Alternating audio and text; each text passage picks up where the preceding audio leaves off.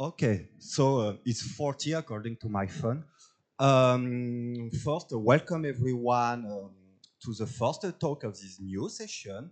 Our first speaker is Professor Farrell Brumley from Sorbonne University, and he's going to talk about recent progress on the mixing conjecture of Michel Venkatesh for the next hour. Please welcome.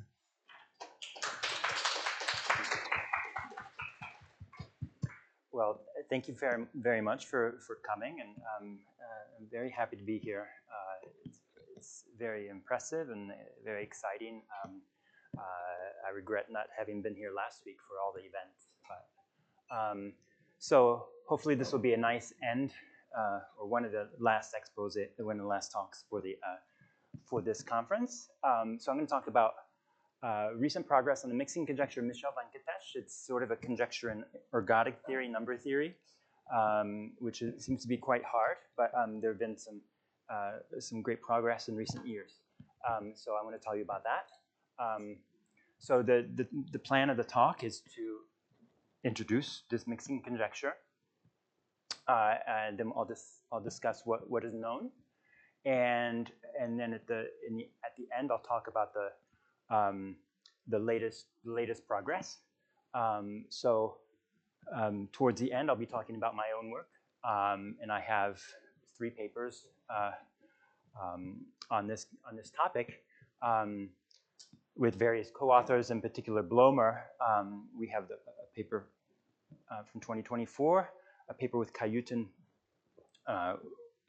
from 2020, which is in corrections right now, and then we have a new preprint which will be posted soon. And this was what I want to talk about at the very end. This new work. Okay, so let's introduce the mixing conjecture. So it'll take a little bit of time before I get there. So I'll start with the modular curve, viewed as the coarse moduli space of isomorphism classes of elliptic curves over C. I'll call it Y.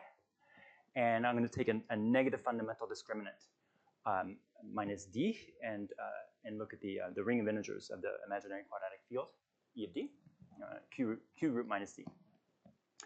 So we have what's called special points on the modular curve, which these are called CM points. So my pointer.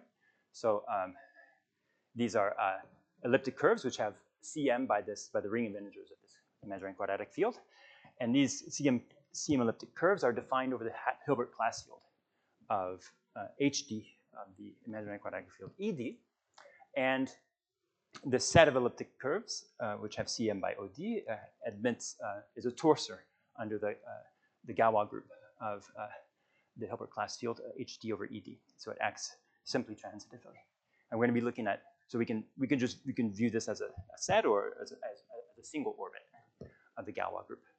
And so this is a very simple observation that if you have a sequence of CM points with growing discriminant, then these Galois orbits, these CM sets of CM points, become Zariski dense in this curve over C, just because it's a curve over C, and you get infinitely the cardinality of these sets goes to infinity. So this is what I meant by becoming Zariski dense. They become Zariski dense because simply they become infinite. A major theorem of Bill Duke from the late 80s is that these Galois orbits actually become equidistributed on the modular curve with respect to the natural probability measure, so the hyperbolic measure, normalized to have volume 1 as the discriminants go to infinity. So this is called Duke's equidistribution theorem, and this actually improved a preceding result of Linnick, who was the first to work on this problem. Linnick worked on this problem through his ergodic method, which I'll discuss to some extent, in the 50s and 60s. And Linnick's theorem had sort of a defect, which was that Linnick's theorem had an auxiliary congruence condition, which was sort of not native to the problem, and Duke's theorem removed this congruence condition. So that's going to be a theme of the talk, that sort of ergodic theorems, ergodic methods often leave a trace of their method. which is that they require auxiliary congruence conditions. And Duke's method was an automorphic method. And through this automorphic method, he was able to eliminate the congruence condition. But we want to talk about the mixing conjecture. And the mixing conjecture takes place on two copies of the modular curve, which I'll call x, y cross y. And we have a notion of special points on x. So I'm going to consider those special points which have the same discriminant, common discriminant. And you have now a Galois action on each coordinate, and you also have the diagonal Galois action. So I'm going to be looking at the diagonal Galois action. We also have a notion of strongly special subvarieties in this product of two modular curves. So these are what are called the Hecke correspondences. So we have this abstract modular curve of level n, which parameterizes pairs of elliptic curves, E1, E2, which and a degree n cyclic isogeny, which I call phi n. So these are pairs, and you can forget the cyclic isogeny and get a map from yn to x. And the image of that map is called the level n Hecke correspondence. I'll write it delta yn. So it's a curve which lies in the product. And we're going to be looking at sequences of CM points, special points, having the common denominator di. And we're going to say that a sequence is strict if it escapes every Hecke correspondence. So by that, I mean for every level, capital N, there are only finitely many elements of your sequence which lie in that degree, in that level n Hecke correspondence. Okay, that's the notion of escape. We call it strict. And equivalently, you can express this as some. You can associate a number to these special points, which are called Qi, and that number has to go to infinity. So that number is simply the minimal degree the minimal degree of a cyclic isogeny between the 2 points. So as long as that minimal degree of a cyclic isogeny goes to infinity, that's the same thing as saying strict. And it just follows by the definitions. And okay, so this is sort of the domain of the André-Oort conjecture. So I want to talk about the mixing conjecture, but to lead up to it, I'll talk about André-Oort in the same way that I talked about density before I talked about Duke. So the André-Oort conjecture is that if you have a strict sequence in these Galois orbits, these diagonal Galois orbits become Zariski dense in the product of two modular curves. So the first result in this direction was conditional. It was by Edixhoven, and it was conditional under GRH. And it says that André-Oort holds in this particular case under GRH. Now GRH was maybe an overkill. I don't know to what I actually don't know to what extent of an overkill GRH was. He discusses this slightly in his paper, but the true condition is that there should be sort of enough small split primes for his theorem to hold. And this is guaranteed by GRH for imaginary quadratic fields, namely the imaginary quadratic field ED. But soon thereafter, while it was in press, Yves André gave an unconditional proof, which removes GRH. Now these results actually hold for. There was no, in a sense, there was no reason to take special points having the same discriminant, common discriminant. You can take D1, D2. If you want D1, D2, then you have to upgrade the notion of strict to include other special subvarieties, not just the strongly special subvarieties, but the special subvarieties which are on one coordinate a CM point and the other coordinate a modular curve, and vice versa. So as long as you upgrade the notion of strict, that's what they prove actually. But in any case, the proof reduces to the same discriminant if you look at it. Okay, so the fact is that in the early 2000s, Clozel and Umo began exploring approaches to the André-Oort conjecture, which in a sense would output something stronger, but which gave you access to ergodic theoretic tools. So they were looking at variants of the Oort conjecture for more general Shimura varieties, X, in which one swaps the conclusion of Zariski density for equidistribution. So this is a harder result, but they have ergodic theoretic tools to approach this. And they were able to prove such statements in certain situations where you can access a Ratner's theorem. So you have to have some sort of unipotent degeneration. So this does not apply to this context. So there's Ratner's theorem on taking fundamental discriminants, and there won't be a way to access Ratner. But there'll be other ergodic tools that we'll discover shortly. So we go back to, so we're in the setting of this very special Shimura variety, which is just a product of two modular curves. And we're going to now look at this probability measure, mu x. So associated to a special point, you just take the Galois orbit. And again, this is a diagonal Galois orbit. And we take mu x to be the uniform measure on the product of two modular curves. So just mu y is a uniform measure for each factor. And the mixing conjecture, quite simply, is in the style of Pozalumo. And it just says that if you have a strict sequence of special points of common discriminant, then their Galois orbits, which is encoded by this measure, tend to become equidistributed according to the uniform measure. So that's the mixing conjecture in the style of André Oort. And it wasn't quite presented in that way. And sometimes it's not. And so because it's more general, the mixing conjecture is more general. So I want to go to the more general version. And to go to the more general version, I want to go away from Galois orbits and go to class group orbits. So in this case, they're the same. They're isomorphic by definition of the Hilbert class field. And so I'll simply write my mu x as a class group orbit rather than a Galois orbit. So here it's the same. Here we haven't done anything. In general, if you go to more general Shimura varieties, this is going to be a big advantage, actually, to no longer look at Galois orbits, but to look at class group orbits. So for one reason, it's because if you express it in terms of class group actions, there are more situations where this applies.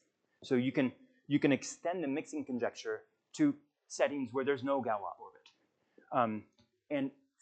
And you only have the class group orbit. In that way, you can extend the mixing conjecture to a whole class of spaces. And this is going to be important to us. So I'm going to call my class of spaces, I always denote them by Y. And they're these spaces which come through this adelic machinery of double quotients. You take an algebraic group. In our case, it's going to be the projective units of quaternion algebra. So that's why I'm calling these quaternionic spaces, coming from quaternion algebra, which in the previous case was just split algebra. And then I take some level structure K, and I divide on the right by this level structure. I get something which is the analog to the modular curve. But it can be other things. It can be, for example, a quotient of the sphere. So if you take B to be the Hamiltonian quaternions, the rational, so which are ramified only at 2 and infinity, this is a definite quaternion algebra. Then, and you take sort of maximal level structure, you'll get the sphere or the sphere modulo a finite group of rotations. You can also get something that's called a Shimura set, which is just a finite set. So again, you take a definite quaternion algebra, which has a non-trivial class set. So this Hamiltonian quaternion algebra has a trivial class set. You just get one. You get a connected space. But these Shimura sets are disconnected. They're just finite sets, and the connected components are equal to the class set of this quaternion algebra. And this is an important class of varieties that we want to access for reasons which I'll talk about later. But in any case, this gives us a more general setting. And here's an example. So if you take, so you don't just need the the locally homogeneous space, you also need some notion of CM points. And you get a notion of CM points by taking representatives of, by looking at the ways to represent, negative d by a ternary quadratic form, namely the ternary quadratic form that you obtain by taking the restricted norm, the reduced norm of your quaternion algebra and restrict it to the trace zero quaternions. I don't like this. So this is some ternary quadratic form, and you can look at the ways to represent this integer by this quaternion quadratic form, and from this you get some CM points. And so an example would be this Hamiltonian one, where you get sum of three squares, and you look at the ways to represent a given integer as a sum of three squares. And when you project them to the sphere, you land in you land in, when you divide out by the modules, you land in the sphere. Okay, so this is an important example that we're going to do later as well. So this is like some sort of CM points on the sphere, but which has a class group action, but not a Galois action. But even if you're in the Chamour type setting, there's an advantage to looking at class group orbits because they're often bigger than Galois orbits. So we know what the size of class group orbits are by some sort of class number for tori, but we have a very difficult time of understanding the size of Galois orbits, and this is sort of the central problem of André orbit. So this, okay, so maybe I should address the name mixing. So again, I want to go to a slightly more general formulation of the mixing conjecture. And my way of doing that was sort of to look at why it might be called the mixing conjecture. So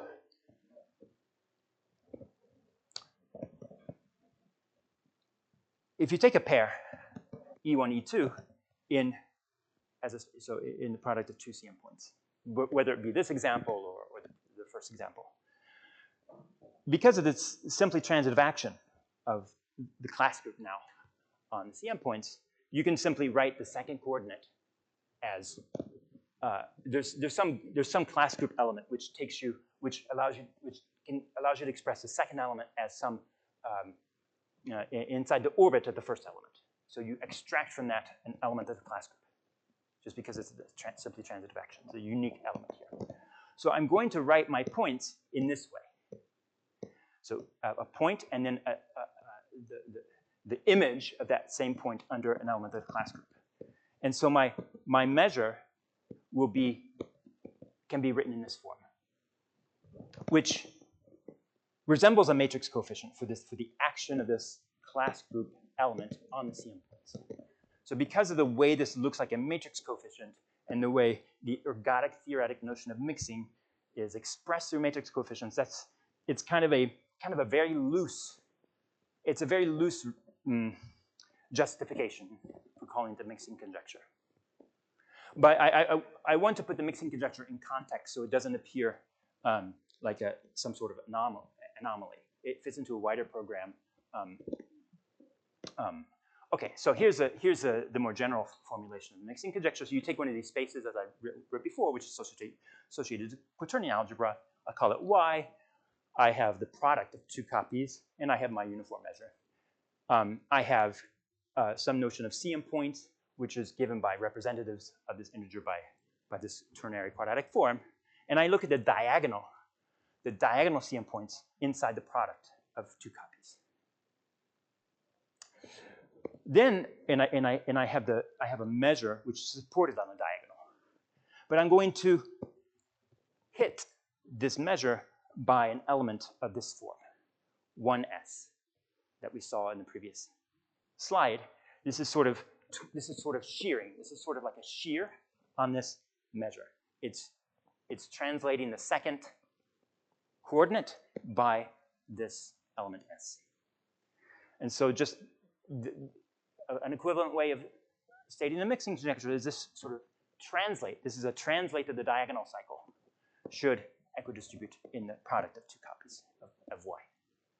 As two quantities go to infinity, there's a discriminant, but there's also this strict. Remember, we decoded the notion of strict and we gave it an integer, q, which is no longer expressed as like the smallest degree n isogeny between two elliptic curves.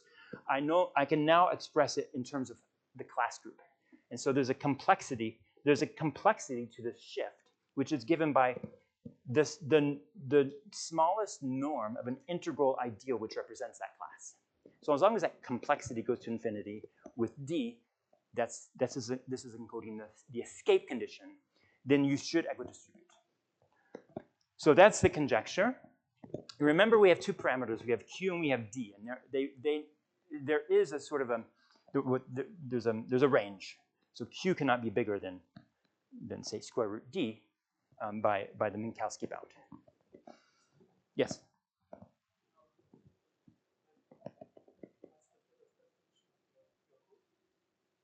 My group here is my group. You say my group is any of the groups that it's the projective units of quaternion algebras. Yeah. You can do it over. Yeah, I'll talk about. Now I'll talk about. You can do it over number fields as well. Yeah.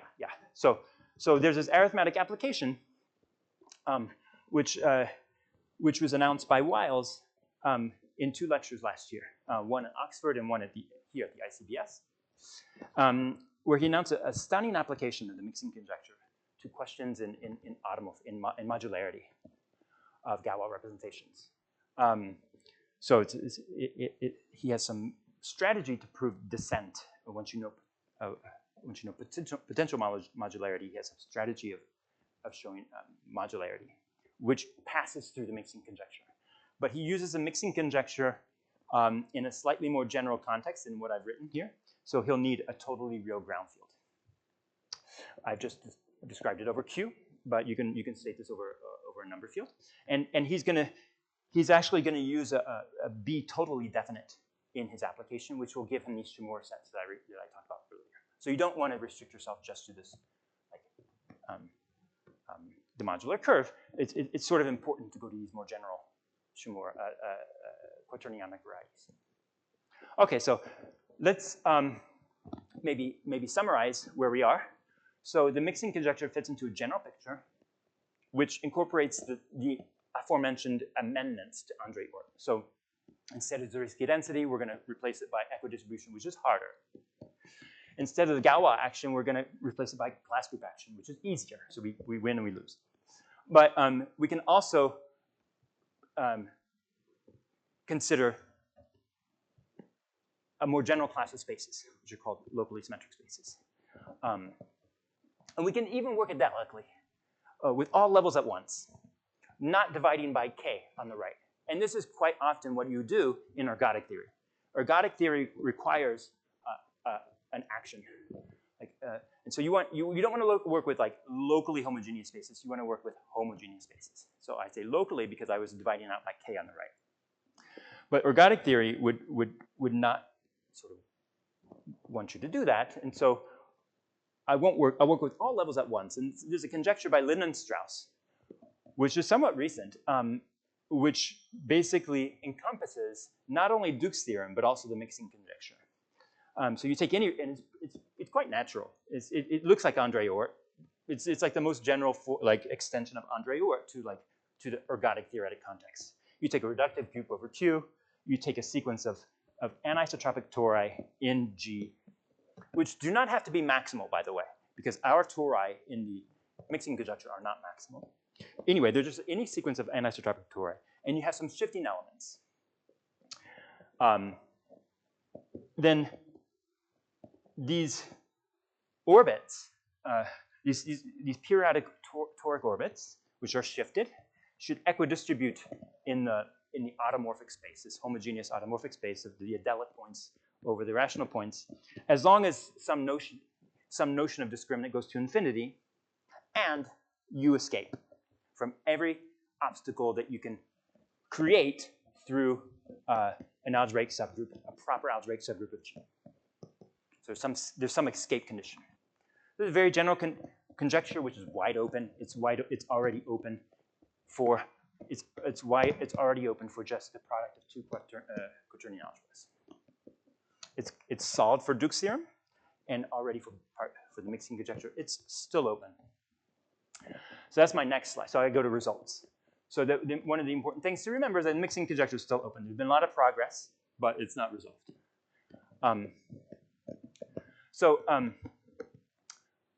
So what do we know? One of the very first things that was done was by Ellenberg, Michel, and Venkatesh. And it's the following. So it's somewhat similar to the Linux results that I mentioned in the first slide, where you have to fix an auxiliary prime number. So at the very first sentence is, let me fix a prime number that has a priori nothing to do with the problem. It's unramified for the quaternion algebra, and I'm also going to fix a slight fudge factor, in a sense, an epsilon or an eta. And the mixing conjecture then holds, provided that there's some split. So I've written this with an L for Linux. So P should split. So we're only going to consider those discriminants for which P splits. I'm not going to say anything about the discriminants. So this picks out a certain subsequence of discriminants, which this is like the Linux condition. But moreover, and more importantly, I would say, this Q, which, remember, it can go all the way up to root D. They're asking that it stay reasonably away from root D. And this is an important, and I want to talk about this, why their methods really need that. So what is the idea of their method? It's instructive to look at their method.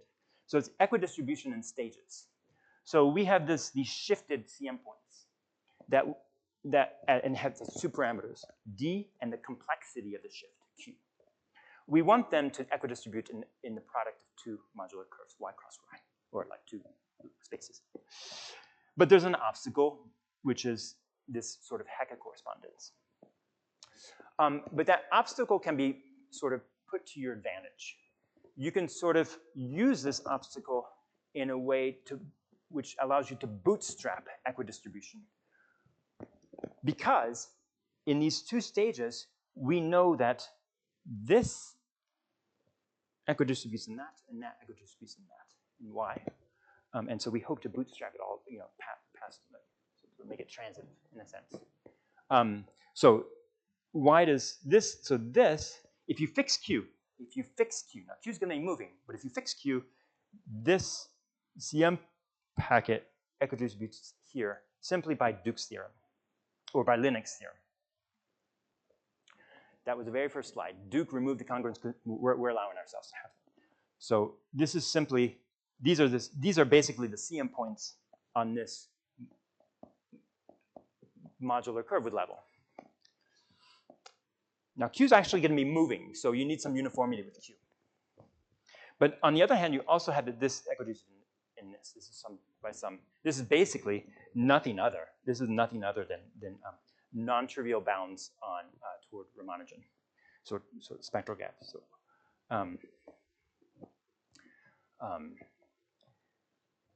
So you know both of these, and the question is, how do you make it? How do you put them together? Well, you put them. If you're going to put them together, you need this. This is sort of the naive approach to the mixing conjecture, but it can only it can only take you so far. And the reason for that is, look at the volumes involved here. The volume of this guy here in the middle is around Q. The volume, which is just, when I say volume for the CM points, is just the number of points. The number of points is about root D. And if you want to bootstrap equidistribution, what's going to be really difficult is if you have about 1 point per unit volume. If you it becomes a very delicate scale if you have about 1 point per unit volume here to have this pass all the way up. And 1 point per unit volume is precisely when Q is about root D. And they want to stay safely away from that. And so this condition is to say we have a lot of points per unit volume here. And because we have sufficiently many points per unit volume, we can pass it up. Okay. So the big the big difficulty was get all the way up to the top. And that was accomplished by Kayutin. But maybe before I get there, so the limit condition, you can express it through algebraic groups. You have some torus that you saw in this Linden-Strauss formulation. The Linden-Strauss formulation gives you a torus, and the limit condition is to say that that's a split torus at P. And then the volume overlap condition highlights the difficulty of going all the way up. And this is solved by Kayutin. Kayutin is a major breakthrough. And what does he do? He states that if you take, now we begin the theorem with two split primes, not just one, P1 and P2 distinct. And the mixing conjecture holds provided that the discriminants are chosen in such a way as that P1 and P2 are both split in that quadratic field. Moreover, so this is a trace of there's some ergodic method being used here, and that's sort of the trace that it's leaving. It's a splitting condition. But moreover, his methods are not just, what makes this paper so fantastic is that it's not just an ergodic theoretic paper. There's an analytic number theoretic component to this paper, which his methods, which leave a trace to, in a sense. They require for him to suppose that the zeta function for these imaginary quadratic fields have no z equals 0. So this is much weaker than GRH, if you remember from Edixhoven, but still this is open. So let me quickly make a comment on his theorem and his methods rather. So the ergodic theoretic context to the mixing conjecture is joining. That features in Kayutin's title, I believe.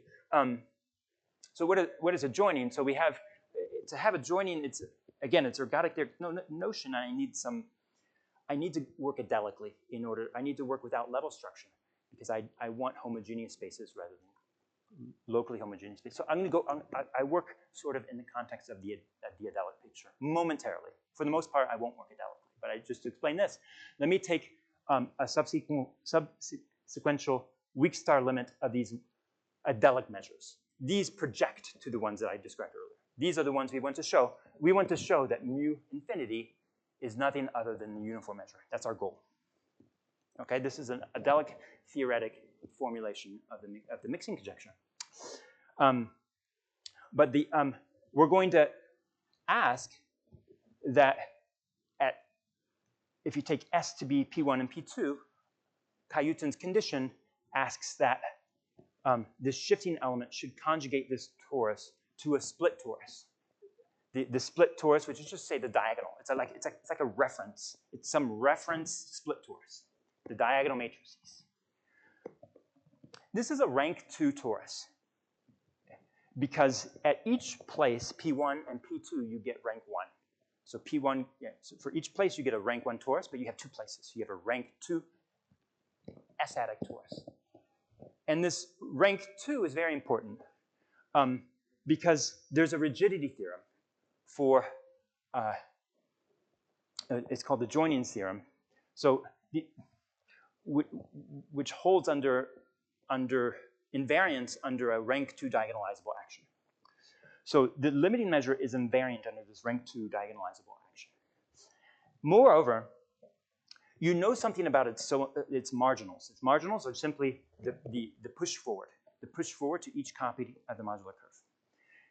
The marginals of this limiting unknown measure are equal to the Haar measure of each factor. This is by Duke. So this is the context of the joining theorem. This measure is a joining. This measure is a joining of these two Haar measures. And there's a classification. And this very difficult classification by Einsiedler-Lindenstrauss, they classify them. And they give you a list. They give you a list of possible measures that it could be. We want to say that it's a uniform measure, but their list is long. And their list contains the uniform measure on all of these Hecke correspondences. These are the things where you can maybe, well, yeah, you don't want to accumulate on these. So then Kayutin comes along. He quotes this right at the beginning of the paper, and all of the paper is dedicated to eliminating these intermediate obstacles. So this is Kayutin's contribution. And as I mentioned, Wiles is very interested in the extension of this theorem to, or these results, to totally real fields. And so he had a student, George Robinson, who extended Kayutin's methods to totally real context. Okay, so but there's a natural question that comes then, because after Linux came Duke. Linux had a congruence condition, Duke removed it. Linux was ergodic, Duke was automorphic. Can automorphic methods remove the splitting conditions which are sort of endemic to ergodic methods? That's sort of the raison d'etre of this work I have with Blomer. And basically the answer is, well, partially. We cannot, we don't succeed in such a uncontrovertible way as Duke. We have partial progress. So for example, in this 2005 paper, which we're correcting now, the mixing conjecture holds. Let me say it in the most simple way. Let me take B definite for the moment. Let me pick B definite, then the mixing conjecture holds under GRH. That's the title. The title is the mixing conjecture under GRH. Now, GRH is actually for a wide variety of automorphic L functions, all the way up to degree 8. It's not just for imaginary quadratic fields. So that's our result. Now, we can actually treat indefinite B, but if you treat indefinite B, you have to add even more conditions. You have to add the Ramanujan conjecture if it's indefinite. You also have to, if B is a split algebra, we have difficulties in treating the Eisenstein spectrum. So henceforth, I really want to concentrate on the hypothesis of GRH rather than these auxiliary conditions. And for that reason, I'm going to concentrate on B definite.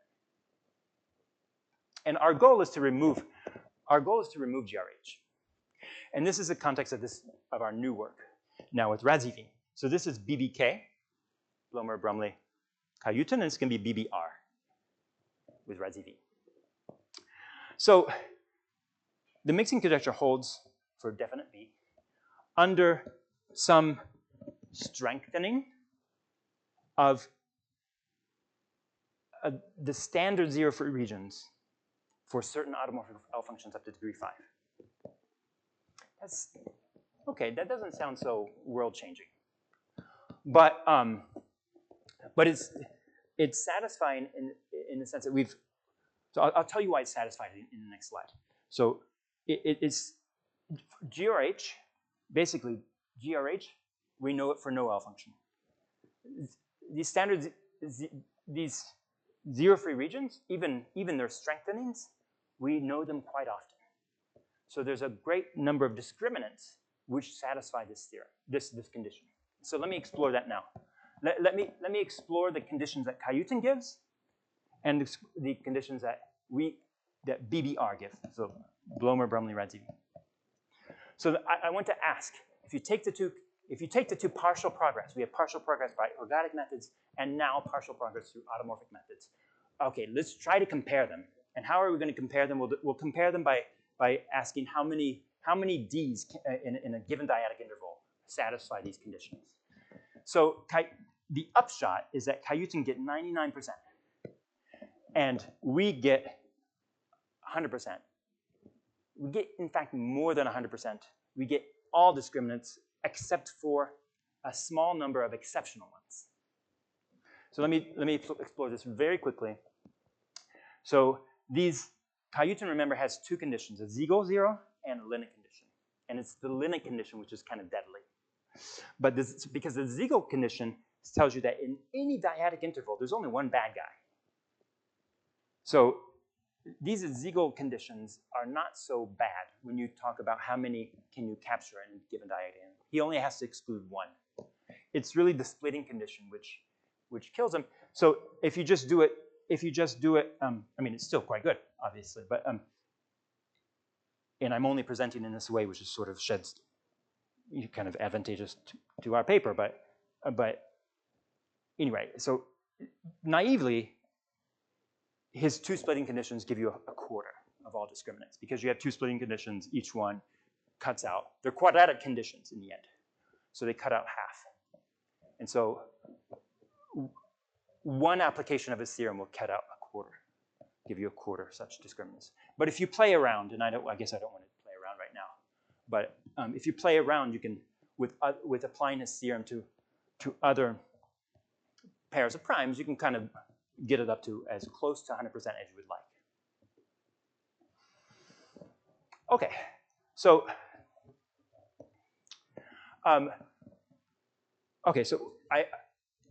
I want to continue now describing my work with Radziwi. So the mixing conjecture requires bounding this sort of matrix coefficient. And you have F1 and F2 that you need to insert. F1 and F2, you're going to take them to be orthogonal to constants. And in fact, you can take them to be in some sort of automorphic representation, which has non-trivial invariance under K.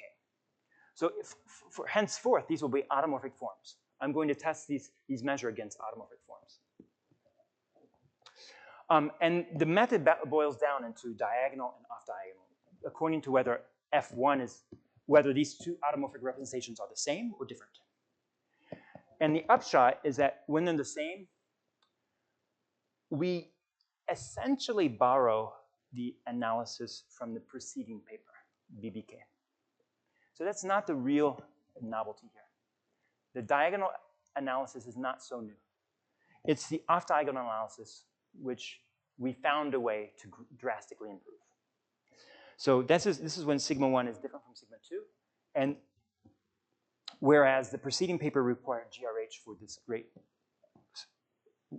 slew of L functions, automorphic L functions on degree 8, our new method actually only requires the tiniest strengthening of a no-Ziegel zero for the imaginary quadratic field ED. So no automorphic. There's nothing automorphic in this off-diagonal analysis. And it's very pleasant to us because this off-diagonal analysis, we've sort of gotten it to the most ideal state that we can hope, which is to state it in terms of an abundance of small split primes. The diagonal analysis still needs some work in some future work to have it be sensitive only to the existence of small split primes. But we have succeeded for the off-diagonal analysis. And the fact that we succeeded for the off-diagonal analysis allows us to have a lot of cool applications. Because the mixing conjecture, while it seems, in a sense, more important, it's more difficult, there are easier conjectures in the same vein which only see the off-diagonal analysis. So we can reap the fruit of that. And how do we do that?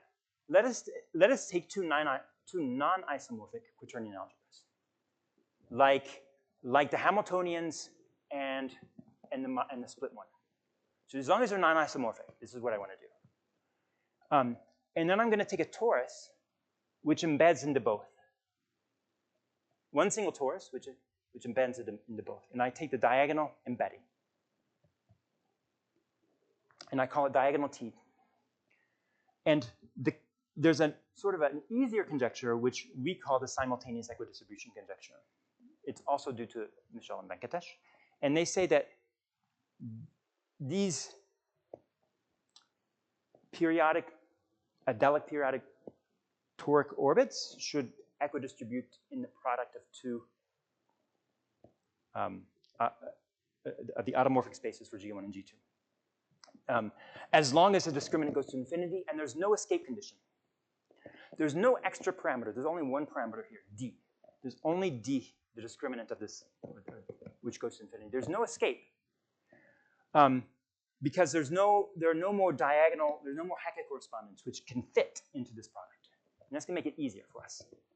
And so, for example, a theorem of Einsiedler and Lindenstrauss tells you that this is true. This simultaneous equidistribution is true the moment that you have two splitting conditions.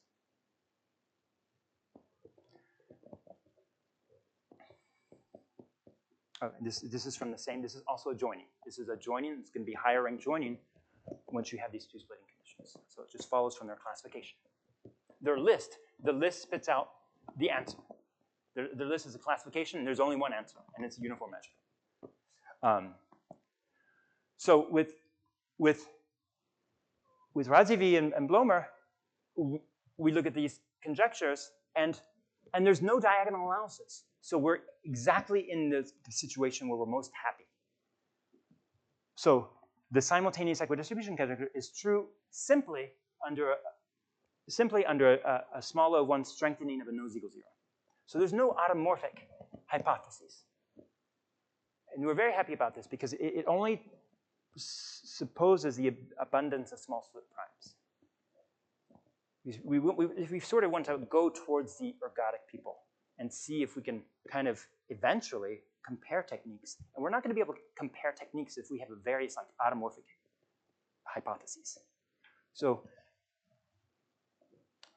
if you want a very nice application of this, you can take, as I said before, the Hamiltonian quaternions and the split algebra.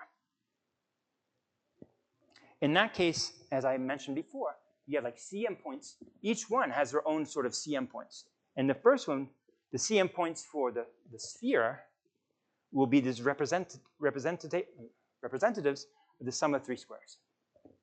So these are your CM points. And for each one of these guys, X, and I project it to the sphere. And I know that it equidistributes by Duke's theorem in one single. But now, I don't have time to talk about it too much. There's a classical construction of Gauss, which is called the orthogonal lattice procedure. So you take your CM point on the sphere. I just use my hands. You have a CM point. So you have an integer point. We call them Linux points or integer points on the sphere, rather. Take a Linux point on the sphere, and you look at its tangent plane. And you intersect that tangent plane with Z3. And you get a lattice, a rank 2 lattice in that tangent plane. And you're going to rotate that tangent plane to a fixed reference plane. And you're going to rescale that lattice by its volume. So it becomes unimodular, volume 1. And the moment that you have a volume 1, a unimodular lattice up to rotation, you have an element in the modular curve. The modular curve is classified as such things. And so you get a point, which I call bracket, lambda x, which is the shape of the orthogonal lattice. So you take your Linux point and the shape of its associated orthogonal lattice. And these are pairs. And they equidistribute in the product as d goes to infinity along those discriminants which satisfy this strong nose equals 0 hypothesis. And this is this is to compare with our colleagues Aka, Einsiedler, and Shapira, who did this, who considered the same problem, but gave themselves splitting conditions. Okay.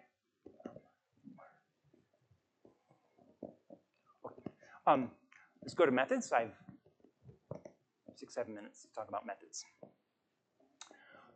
7 minutes. Okay, great. Okay, so let's look at our method. Our method is going to be automorphic. And okay, so let's look. We have this matrix. This matrix coefficient we have to bound.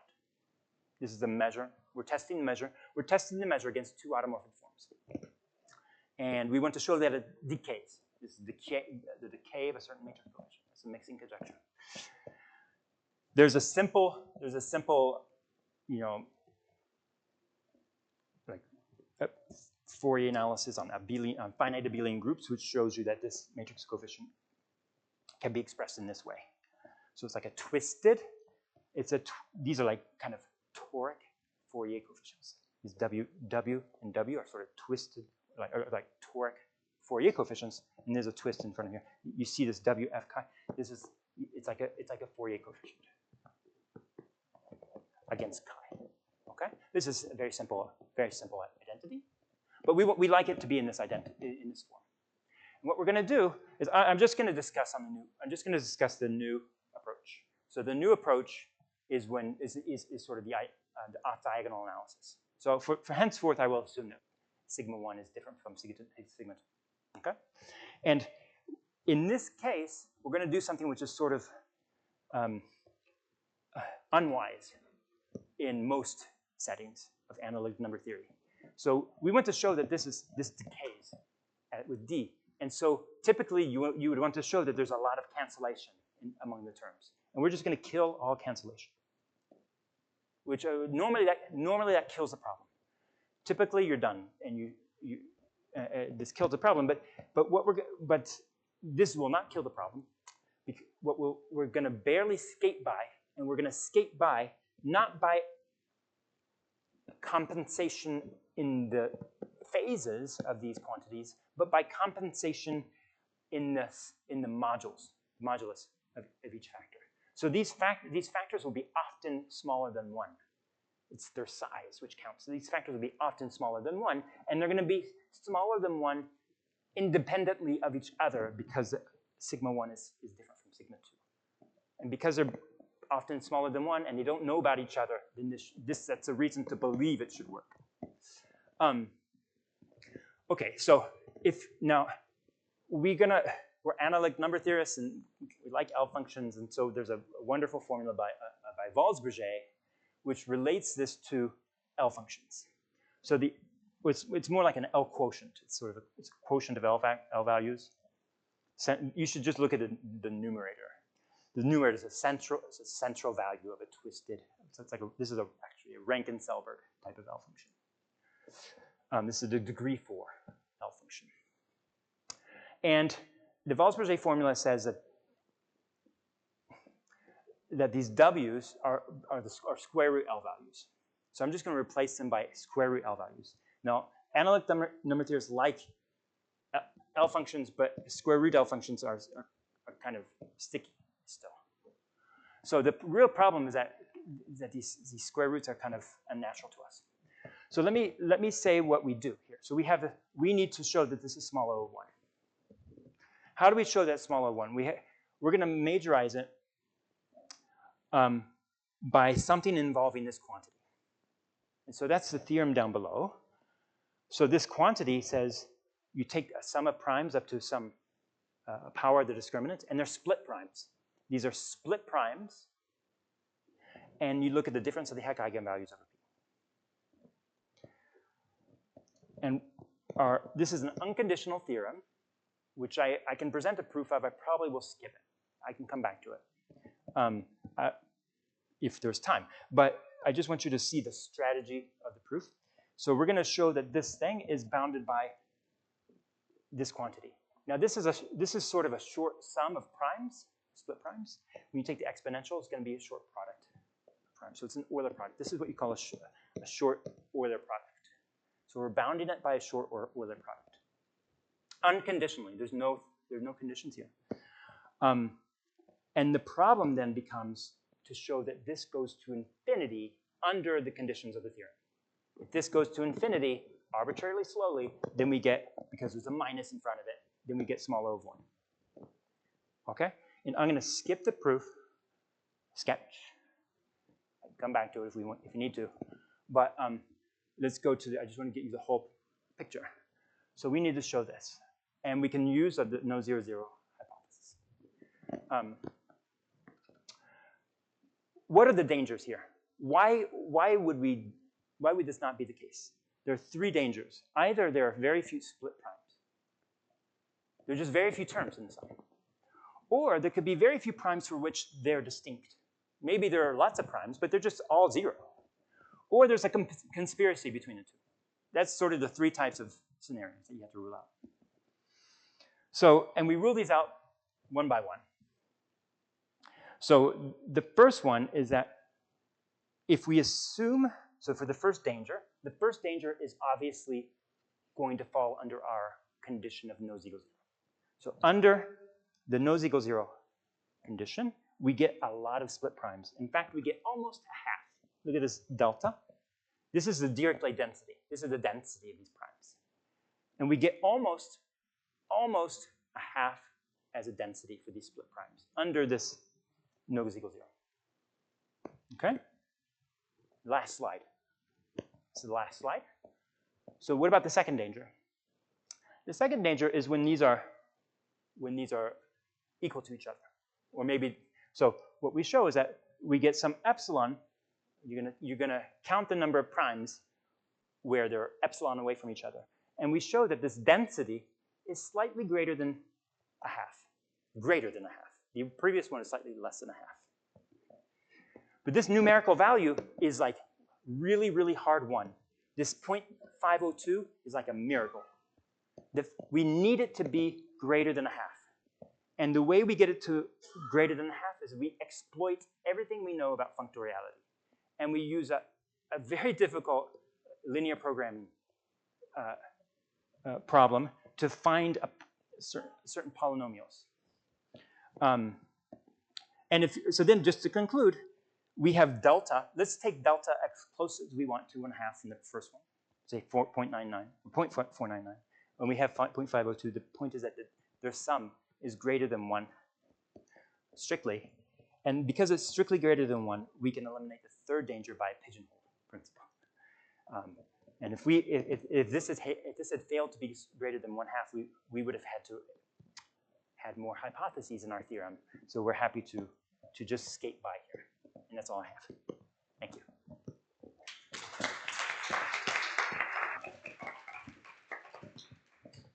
Thank you for this nice talk. Any questions? Yeah. Hi, so could you explain more explicitly your string thing on the 0 free region? Yes, of course. Yeah, thank you. Yeah.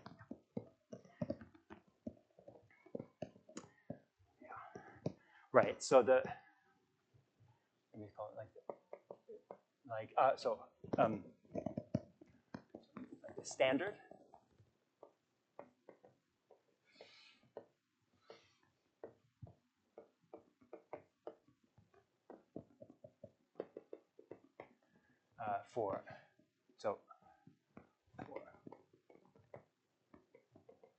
So this is no is equal 0. So to say that the imaginary quadratic fields have no is equal 0 is to say that their zeta function satisfies a standard 0 free region, which is that this guy is non-zero for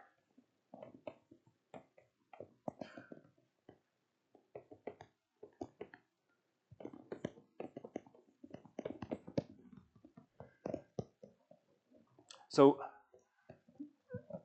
to prove that there are no Ziegel zeros, which is a very difficult problem, but not presumably not as difficult as GRH, is to say that this guy has no zeros in this region, very close to 1. Okay? Yeah.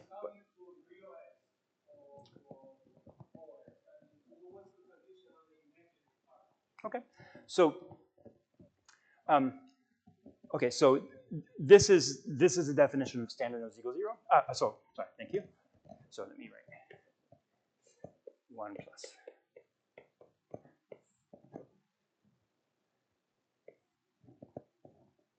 Okay, thank you. Yeah, thank you. So right, so it's logarithmic. It's logarithmic in the 2 parameters here. There's d and there's t, which is the imaginary. And then our strengthening is there exists some psi d psi which say goes from n to the positive reals with psi with limit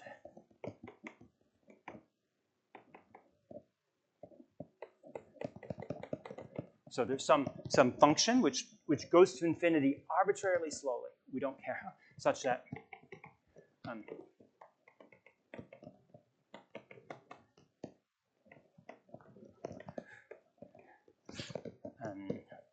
have to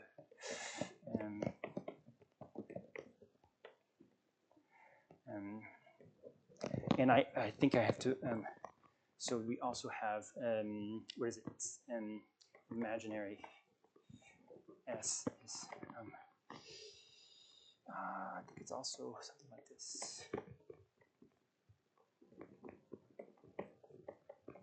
I think it's something like that, imaginary R. So you just, it's slightly wider than this region here by anything that goes arbitrarily slow with D.